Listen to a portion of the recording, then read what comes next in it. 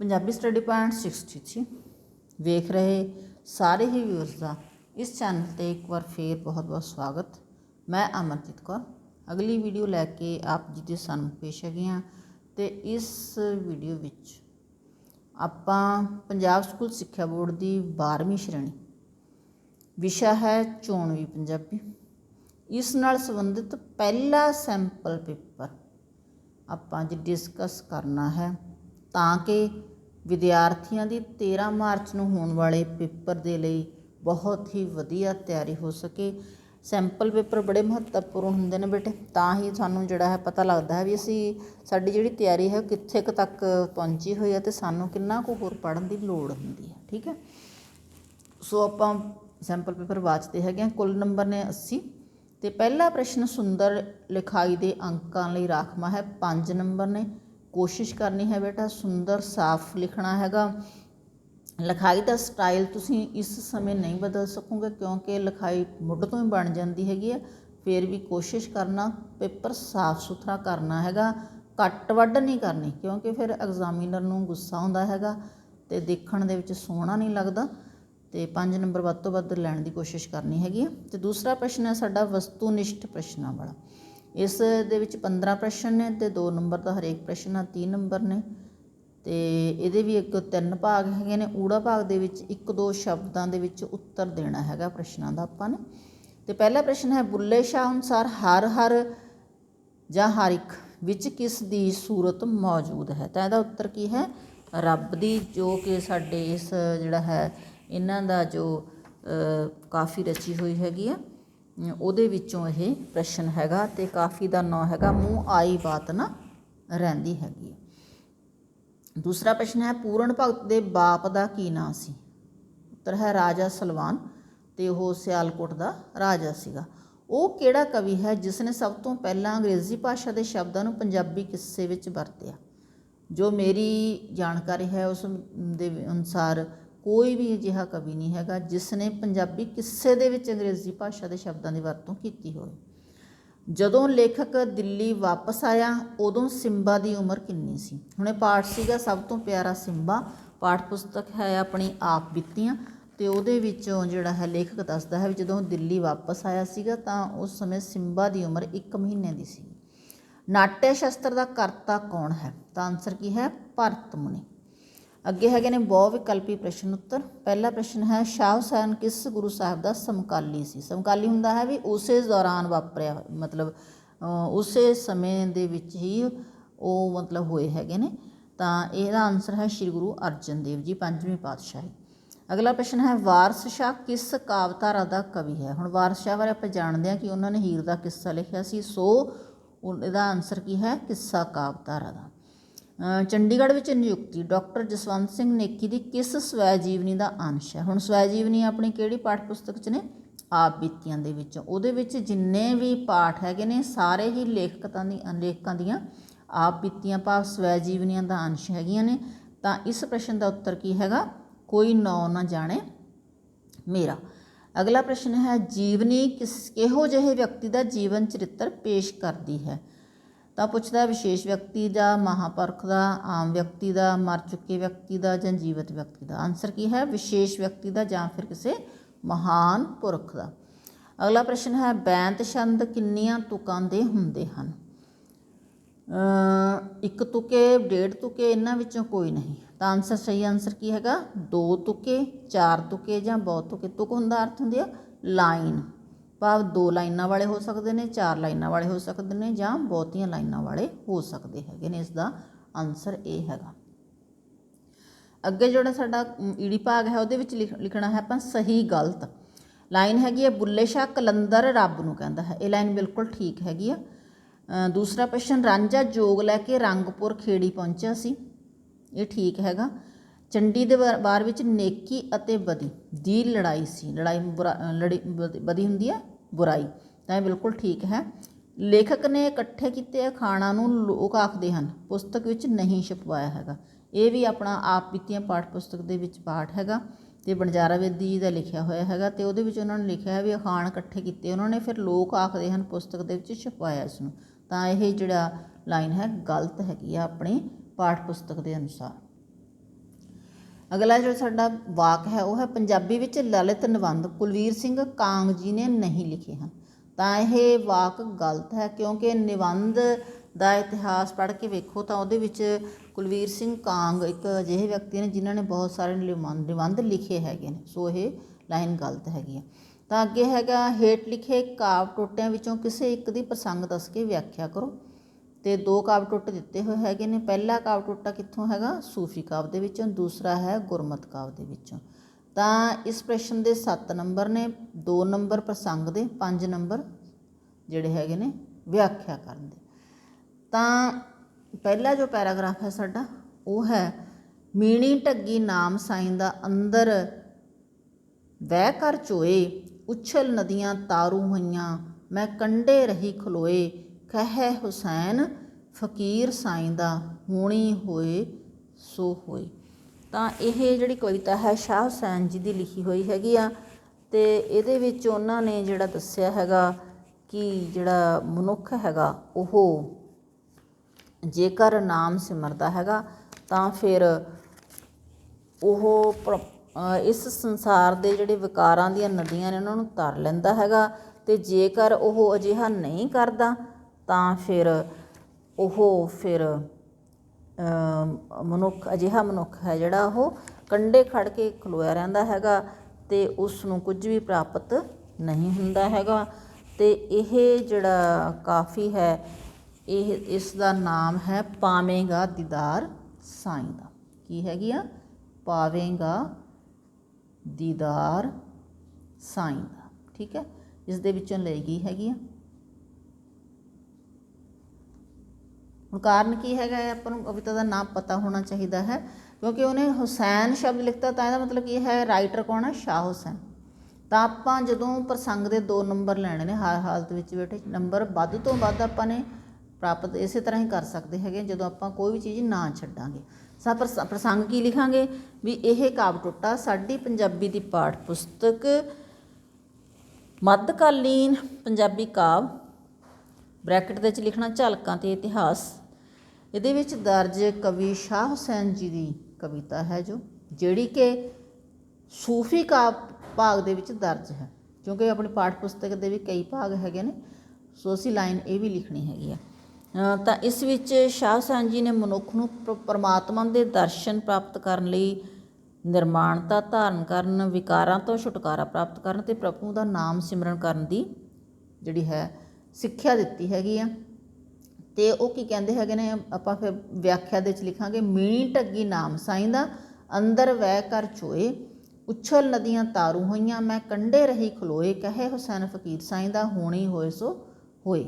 ਤਾਂ ਕੀ ਕਹਿੰਦੇ ਨੇ ਹੈਗੇ ਨੇ ਸ਼ਾਹ ਹੁਸੈਨ ਜੀ ਕਿ ਜਿਹੜਾ ਨਾਮ ਸਾਈਂ ਦਾ ਪ੍ਰਮਾਤਮਾ ਵੀ ਜਿਹੜਾ ਪ੍ਰਮਾਤਮਾ ਦਾ ਨਾਮ ਭਾਵ ਸਿਮਰਨ ਕਰਨਾ ਕਿਸ ਦੇ ਬਰਾਬਰ ਹੈ? ਜਿਵੇਂ ਮੀਣੀ ਢੱਗੀ ਦਾ ਅਰਥ ਹੁੰਦਾ ਗਾਂ ਜਾਂ ਮੱਝ।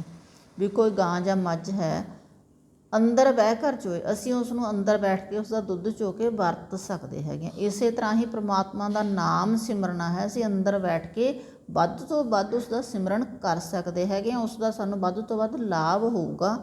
ਅਤੇ ਸ਼ਾਹ ਹੁਸੈਨ ਜੀ ਜੀਵ ਇਸਤਰੀ ਦੇ ਰੂਪ ਵਿੱਚ ਕੀ ਕਹਿੰਦੇ ਨੇ? ਮੈਂ ਕੰਢੇ ਰਹੀ ਖਲੋਏ, ਵੀ ਮੈਂ ਅਜਿਹੀ ਜਿਹੜੀ ਹੈਗੀ ਆ ਮਾੜੇ ਭਾਗਾਂ ਵਾਲੀ ਜੀਵ ਇਸਤਰੀ ਹੈਗੀ ਆ ਕਿ ਮੈਂ ਕੰਢੇ ਹੀ ਖਲੋਤੀ ਰਹੀ, ਜਦ ਕਿ ਅਜਿਹੇ ਲੋਕ ਜਿਹੜੇ ਉਸ ਪ੍ਰਮਾਤਮਾ ਦਾ ਸਿਮਰਨ ਅੰਦਰ ਬੈਠ ਕੇ ਕਰਦੇ ਰਹੇ ਨੇ ਉਹ ਕੀ ਪ੍ਰਾਪਤ ਕਰ ਗਏ? ਉਛਲ ਨਦੀਆਂ ਤਾਰੂ ਹੋਈਆਂ। ਉਹ ਸੰਸਾਰ ਦੇ ਵਿੱਚ ਵਿਕਾਰਾਂ ਦੀਆਂ ਉਛਲਦੀਆਂ ਹੋਈਆਂ ਨਦੀਆਂ ਨੂੰ ਤਰ ਗਏ, ਤਾਰੂ ਹੋਈਆਂ, ਉਹਨਾਂ ਨੂੰ ਤਰ ਕੇ ਪਾਰ ਹੋ ਗਏ ਸੰਸਾਰ ਸਮੁੰਦਰ ਤੋਂ। ਪਰ ਮੈਂ ਕੰਢੇ ਹੀ ਖਲੋਤੀ ਰਹੀ, ਕਾਰਨ ਕੀ ਹੈ? ਮੈਂ ਸਿਮਰਨ ਨਹੀਂ ਕੀਤਾ।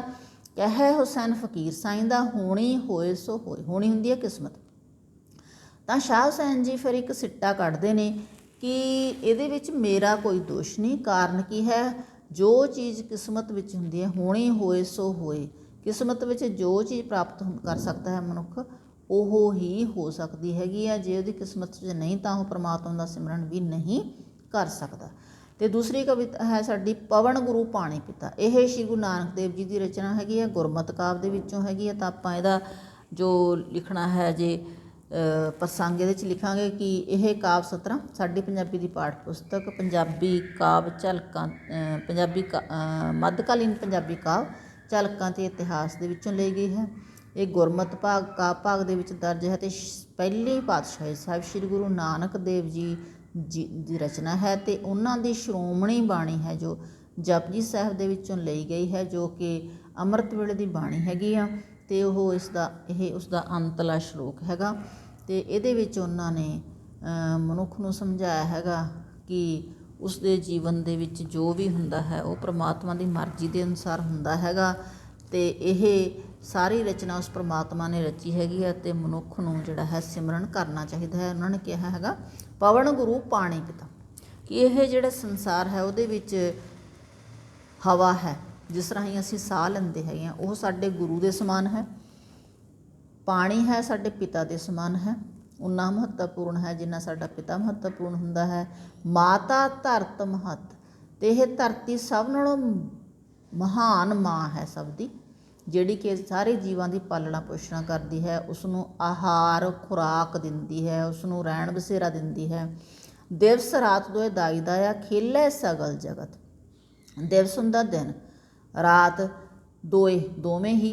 ਦਾਈ ਹੁੰਦੀ ਹੈ ਜਿਹੜੇ ਬੱਚੇ ਦੀ ਪਾਲਣਾ ਪੋਸ਼ਣਾ ਕਰਨ ਦੇ ਵਿੱਚ ਮਾਂ ਦੀ ਸਹਾਇਤਾ ਕਰਦੀ ਹੈ, ਅਤੇ ਦਾਇਆ ਹੁੰਦਾ ਉਸਦਾ ਪੁਲਿੰਗ। ਤਾਂ ਦਿਨ ਅਤੇ ਰਾਤ ਇੱਕ ਤਰ੍ਹਾਂ ਨਾਲ ਜੀਵਾਂ ਦੇ ਲਈ ਦਾਈ ਅਤੇ ਦਾਇਆ ਦਾ ਕੰਮ ਕਰਦੇ ਨੇ। ਖੇਲੇ ਸਗਲ ਜਗਤ, ਅਤੇ ਇਹਨਾਂ ਦੀ ਗੋਦੀ ਦੇ ਵਿੱਚ ਹੀ ਸਾਰੇ ਸੰਸਾਰ ਦੇ ਜੀਵ, ਸਗਲ ਜਗਤ ਸਾਰਾ ਸੰਸਾਰ ਖੇਡਦਾ ਹੈ। ਭਾਵ ਦਿਨ ਅਤੇ ਰਾਤ ਬਾਰੋ ਵਾਰੀ ਆਉਂਦੇ ਨੇ ਅਤੇ ਜੀਵ ਜਿਹੜੇ ਹੈਗੇ ਨੇ ਕੰਮੀ ਧੰਦੀ ਲੱਗਦੇ ਨੇ, ਆਪਣਾ ਜੀਵਨ ਬਤੀਤ ਕਰਦੇ ਹੈਗੇ ਨੇ। ਤਾਂ ਇਸ ਤਰ੍ਹਾਂ ਇਹ ਦਿਨ ਅਤੇ ਰਾਤ ਜੀਵ ਦੇ ਲਈ ਦਾਈ ਅਤੇ ਦਾਏ ਦਾ ਕੰਮ ਕਰਦੇ ਹੈਗੇ ਨੇ। ਚੰਗਿਆਈਆਂ ਬੁਰਾਈਆਂ ਵਾਚੈ ਧਰਮ ਹਦੂਰ, ਹਦੂਰ ਹੁੰਦਾ ਉਸਦੀ ਦਰਗਾਹ, ਵਾਚੇ ਦਾ ਅਰਥ ਹੁੰਦਾ ਪੜਤਾਲ ਹੋਣੀ, ਲੇਖਾ ਜੋਖਾ ਹੋਣਾ। ਚੰਗਿਆਈਆਂ ਬੁਰਾਈਆਂ, ਅਤੇ ਜੀਵ ਜਿਹੜਾ ਇਸ ਸੰਸਾਰ ਦੇ ਵਿੱਚ ਚੰਗੇ ਜਾਂ ਬੁਰੇ ਕਰਮ ਕਰਦਾ ਹੈ ਉਹਨਾਂ ਦਾ ਨਵੇੜਾ, ਉਹਨਾਂ ਦੀ ਪੜਤਾਲ ਪਰਮਾਤਮਾ ਦੀ ਦਰਗਾਹ ਦੇ ਵਿੱਚ ਹੁੰਦੀ ਹੈਗੀ ਆ। ਕਰਮੀ ਆਪੋ ਆਪਣੀ ਕੇ ਨੇੜੇ ਕੇ ਦੂਰ, ਅਤੇ ਇਹ ਮਨੁੱਖ ਦੇ ਆਪੋ ਆਪਣੇ ਕਰਮ ਨੇ, ਹਰੇਕ ਦੇ ਕਰਮ ਵੱਖੋ ਵੱਖਰੇ ਨੇ। ਕੇ ਨੇੜੇ ਕੇ ਦੂਰ, ਅਤੇ ਜਦੋਂ ਕਿਸੇ ਦੇ ਕਰਮ ਚੰਗੇ ਹੁੰਦੇ ਨੇ ਤਾਂ ਫਿਰ ਉਹ ਆਪਣੇ ਕਰਮਾਂ ਦੇ ਕਰਕੇ ਉਸ ਪ੍ਰਮਾਤਮਾ ਦੇ ਨੇੜੇ ਹੋ ਜਾਂਦਾ ਹੈ, ਅਤੇ ਜੇਕਰ ਉਸਦੇ ਕਰਮ ਮਾੜੇ ਨੇ ਤਾਂ ਫਿਰ ਉਹ ਪ੍ਰਮਾਤਮਾ ਤੋਂ ਦੂਰ ਚਲੇ ਜਾਂਦਾ ਹੈ।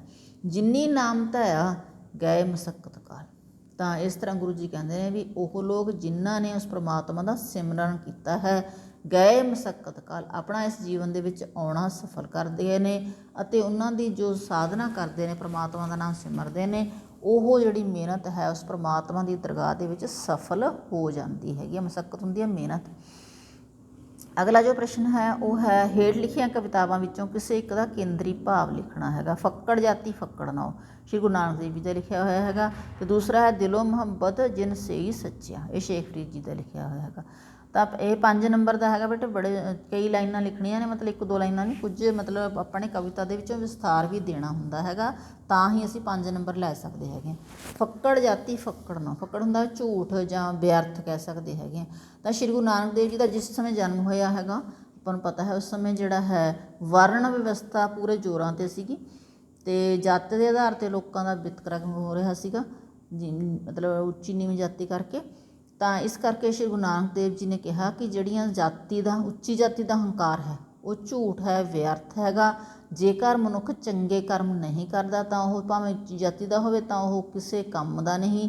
ਪਰਮਾਤਮਾ ਦੀ ਦਰਗਾਹ ਦੇ ਵਿੱਚ ਸਿਰਫ ਕਰਮਾਂ ਦਾ ਲੇਖਾ ਹੁੰਦਾ ਹੈ, ਨਾ ਕਿ ਜਾਤੀ ਦਾ, ਉੱਚੇ ਨਾਂ ਦਾ, ਅਤੇ ਇਸ ਲਈ ਜਾਤ ਦਾ ਅਭਿਮਾਨ ਜਿਹੜਾ ਹੈ ਵਿਅਰਥ ਹੈਗਾ, ਹੰਕਾਰ ਵਿਅਰਥ ਹੈਗਾ। ਦੂਸਰੀ ਜੋ ਕਵਿਤਾ ਹੈ ਉਹ ਹੈ ਦਿਲੋਂ ਮੁਹੱਬਤ ਜਿਨ ਸੇਈ ਸੱਚਿਆ। ਤਾਂ ਇਹਦੇ ਵਿੱਚ ਸ਼ੇਖ ਫਰੀਦ ਜੀ ਨੇ ਕਿਹਾ ਹੈਗਾ ਕਿ ਮਨੁੱਖ ਨੂੰ ਆਪਣੇ ਮਨ ਦੇ ਵਿੱਚੋਂ ਸੱਚੇ ਮਨ ਦੇ ਨਾਲ ਉਸ ਪ੍ਰਮਾਤਮਾ ਦੀ ਜਿਹੜੀ ਹੈਗੀ ਆ ਬੰਦਗੀ ਦੀ ਖੈਰ ਮੰਗਣੀ ਚਾਹੀਦੀ ਹੈ। ਉਹਨਾਂ ਨੇ ਕਿਹਾ ਸ਼ੇਖ ਫਰੀਦ ਦੇ ਖੈਰ ਦੀ ਜੈ ਬੰਦਗੀ। ਕਾਰਨ ਕੀ ਹੈਗਾ ਵੀ ਜਿਹੜੇ ਸੰਸਾਰ ਦੇ ਵਿੱਚ ਬਹੁਤ ਸਾਰੇ ਲੋਕ ਨੇ ਜਿਹੜੇ ਦਿਖਾਵੇ ਦੀ ਬੰਦਗੀ ਕਰਦੇ ਨੇ, ਉਹ ਕਹਿੰਦੇ ਸੱਚੇ ਦਿਲੋਂ ਪ੍ਰਮਾਤਮਾ ਨਾਲ ਮੁਹੱਬਤ ਕਰਨ ਦੇ ਨਾਲ ਹੀ ਇਸ ਸੰਸਾਰ ਦੇ ਵਿਕਾਰਾਂ ਦਾ ਜਿਹੜਾ ਕਸ਼ਟ ਕੱਟਿਆ ਜਾ ਸਕਦਾ ਹੈ, ਸੰਸਾਰ ਸਮੁੰਦਰ ਤੋਂ ਪਾਰ ਹੋਇਆ ਜਾ ਸਕਦਾ ਹੈ। ਅਤੇ ਇਸ ਲਈ ਸ਼ੇਖ ਫਰੀਦ ਜੀ ਨੇ ਆਪਣੇ ਲਈ ਵੀ ਜਿਹੜਾ ਹੈ ਵੱਧ ਤੋਂ ਵੱਧ ਪਰਮਾਤਮਾ ਦੇ ਸਿਮਰਨ ਦੀ, ਬੰਦਗੀ ਦੀ ਖੈਰ ਮੰਗੀ ਹੈ ਇਸ ਕਵਿਤਾ ਦੇ ਵਿੱਚ। ਅੱਗੇ ਹੈਗੇ ਨੇ ਕਿਸੇ ਇੱਕ ਪ੍ਰਸ਼ਨ ਦਾ ਉੱਤਰ ਦਿਓ। ਹੁਣ ਇਹ ਵੱਡੇ ਪ੍ਰਸ਼ਨ ਨੇ ਬੇਟਾ। ਪੰਜਾਬੀ ਕਿੱਸਾ ਕਾਵਿਧਾਰਾ ਦੇ ਮੁੱਢ ਅਤੇ ਵਿਕਾਸ ਬਾਰੇ ਦੱਸੋ। ਇਹ ਪੂਰਾ ਆਪਾਂ ਨੇ ਵੇਰਵਾ ਦੇਣਾ ਹੈ। 10 ਨੰਬਰ ਦਾ ਪ੍ਰਸ਼ਨ ਹੈਗਾ।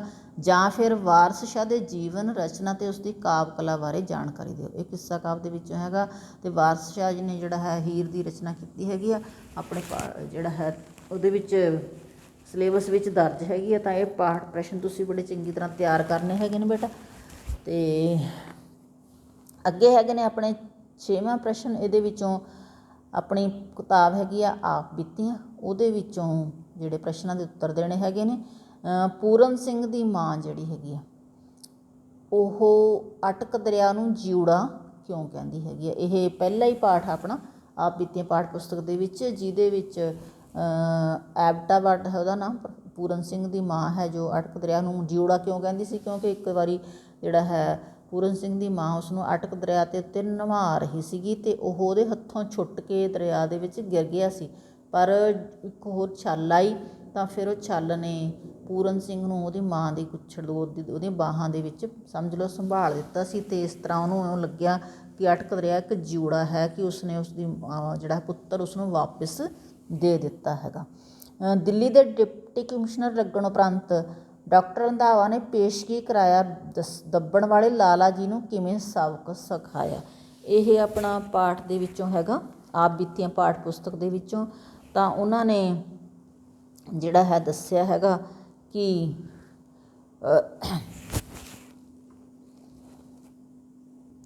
ਤਾਂ ਇਸ ਪ੍ਰਸ਼ਨ ਦਾ ਉੱਤਰ ਕੀ ਹੈ ਵੀ ਜਨਵਰੀ 1932 ਵਿੱਚ ਡਾਕਟਰ ਰੰਧਾਵਾ ਜਦੋਂ ICS ਦੀ ਮੁਕਾਬਲੇ ਦੀ ਪ੍ਰੀਖਿਆ ਦੇਣ ਲਈ ਦਿੱਲੀ ਗਿਆ ਸੀ ਤਾਂ ਉਸਨੇ ਖੈਬਰ ਦੀ ਕੋਠੀ ਨੂੰ ਮਨਹੂਸ ਮਨਹੂਸ ਹੁੰਦਾ ਵੀ ਜਿਹੜੀ ਵਧੀਆ ਨਾ ਲੱਗਦੀ ਹੋਵੇ, ਆਪਣੀ ਠਾਹਰ ਦਾ ਇੰਤਜ਼ਾਮ ਮੈਟਕਾਫ ਹਾਊਸ ਦੇ ਕੋਲ ਹੀ ਕੀਤਾ ਸੀ।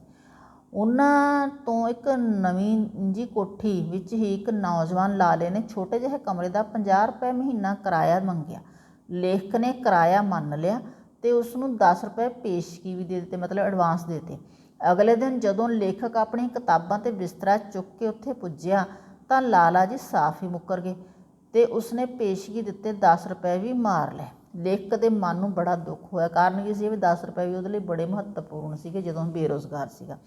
1946 ਈਸਵੀ ਦੇ ਵਿੱਚ ਫਿਰ ਜਦੋਂ ਲੇਖਕ ਦਿੱਲੀ ਦਾ ਡਿਪਟੀ ਕਮਿਸ਼ਨਰ ਬਣਿਆ, ਹੁਣ ਇਹ ਕਿੰਨੇ ਸਾਲਾਂ ਬਾਅਦ ਦੀ ਗੱਲ ਹੈ, 14 ਸਾਲਾਂ ਬਾਅਦ ਦੀ ਗੱਲ ਹੈ, ਤਾਂ ਫਿਰ ਲੇਖਕ ਨੇ ਉਹ ਕੋਠੀ ਲੱਭ ਲਈ ਅਤੇ ਉਸ ਦਿਨ ਪੇਸ਼ਕਾਰ ਨੇ ਲਾਲੇ ਨੂੰ ਵੀ ਲੱਭ ਲਿਆਂਦਾ।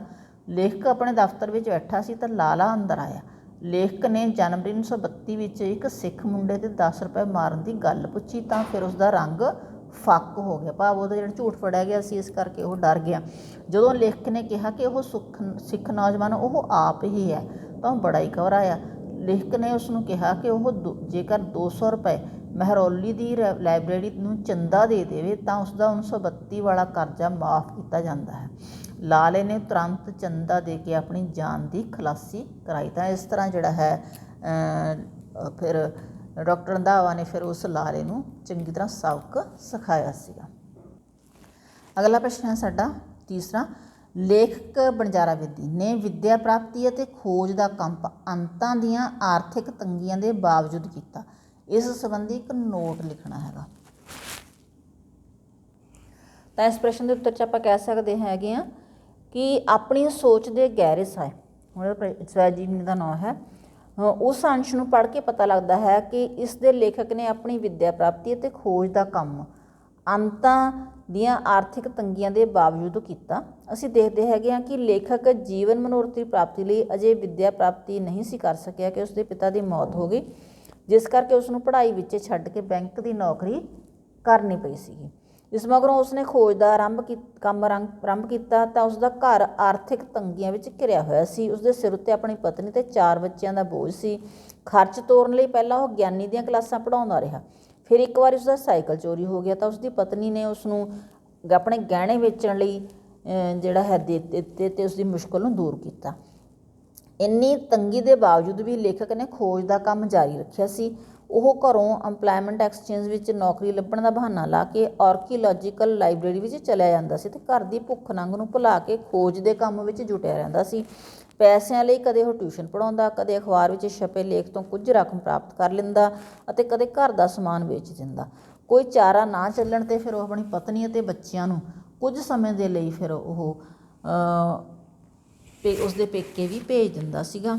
ਬੜੀਆਂ ਹੀ ਔਕੜਾਂ ਕੱਟ ਕੇ ਉਸਨੇ ਜਿਹੜਾ ਹੈ ਆਪਣਾ ਜੀਵਨ ਲੰਘਾਇਆ ਸੀ। ਅਤੇ ਗਰੀਬੀ ਦਾ ਸਭ ਤੋਂ ਕੌੜਾ ਅਨੁਭਵ ਉਸਨੂੰ ਉਦੋਂ ਹੋਇਆ ਜਦੋਂ ਆਰਕੀਓਲੋਜੀਕਲ ਲਾਇਬ੍ਰੇਰੀ ਦੇ ਸਟੈਂਡ ਉੱਤੇ ਸਾਈਕਲ ਰੱਖਣ ਲਈ ਉਸਦੀ ਜੇਬ ਦੇ ਵਿੱਚ ਇੱਕ ਆਨਾ ਵੀ ਨਹੀਂ ਸੀ। ਇਸ ਸਥਿਤੀ ਵਿੱਚ ਉਹ ਇੰਨਾ ਨਿਰਾਸ਼ ਹੋਇਆ ਕਿ ਉਸਨੇ ਖੋਜ ਦੀਆਂ ਫਾਈਲਾਂ ਨੂੰ ਰੱਦੀ ਵਿੱਚ ਵੇਚਣ ਅਤੇ ਪੈਸੇ ਕਮਾਉਣ ਪਿੱਛੇ ਲੱਗ ਜਾਣ ਦਾ ਫੈਸਲਾ ਕਰ ਲਿਆ। ਮਤਲਬ ਉਹਨੇ ਖੋਜ ਦਾ ਕੰਮ ਛੱਡ ਦਿੱਤਾ। ਫਿਰ ਇਸ ਤਰ੍ਹਾਂ ਅਸੀਂ ਦੇਖਦੇ ਹੈਗੇ ਕਿ ਇਸ ਸਵੈਜੀਵਨੀ ਦੇ ਅੰਸ਼ ਦੇ ਲੇਖਕ ਨੇ ਵਿੱਦਿਆ ਪ੍ਰਾਪਤੀ ਅਤੇ ਖੋਜ ਦਾ ਕੰਮ ਅੰਤਾਂ ਦੀਆਂ ਆਰਥਿਕ ਤੰਗੀਆਂ ਦੇ ਬਾਵਜੂਦ ਹੀ ਕੀਤਾ ਸੀਗਾ। ਅਤੇ ਜੋ ਅਗਲਾ ਪ੍ਰਸ਼ਨ ਹੈ ਸਾਡਾ, ਬਚਪਨ ਵਿੱਚ ਹੀ ਲੇਖਕ ਦੀ ਸ਼ਖਸੀਅਤ 'ਤੇ ਮਿਹਨਤ ਦਾ ਰੰਗ ਚੜ੍ਹ ਗਿਆ ਸੀ, ਕੀ ਤੁਸੀਂ ਇਸ ਕਥਨ ਨਾਲ ਸਹਿਮਤ ਹੋ?